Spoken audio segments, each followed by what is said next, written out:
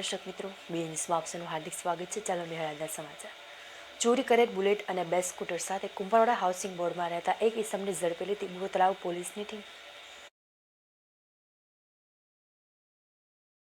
ભાવનગર બોર તળાવ police સ્ટેશનનો staff police station વિસ્તારમાં પેટ્રોલિંગમાં હતું. તે દરમિયાન ખાનગી રાહે બાતમી મળેલ કે શહેરના Kumbharwada Gujarat housing board quarter number 207 સરકારી સ્કૂલ પાસે એક ઇસમ પોતાના કબજામાં ચોરીના મોટરસાયકલ રાખીને ઊભો છે.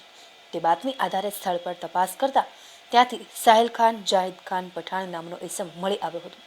પોલીસે તેની પાસે રહેલ એક રોયલ એનફિલ્ડ બુલેટ તેમજ 2 સુઝુકી એક્સેસ જપ્ત કર્યા હતા. જે અંગેના આધાર પુરાવા અને કાગળો માંગતા તે કોઈ પણ સંતોષકારક જવાબ ન આપી શકતા તેને કડક પૂછપરછ કરતા તેણે આ બુલેટ વિઠ્ઠલવાડી વિસ્તારમાંથી તેમજ એક સ્કૂટર ભાણેની વાડી અને એક સ્કૂટર 2 વર્ષ પહેલા ચોરી કર્યાની કબૂલાત આપી હતી. જેને લઈને પોલીસે તમામ મુદ્દામાલ કિંમત રૂપિયા 80,000 કબજે લઈ ઇસમ સામે બોર તળાવ પોલીસ સ્ટેશનમાં કાયદેસરની કાર્યવાહી હાથ ધરી હતી.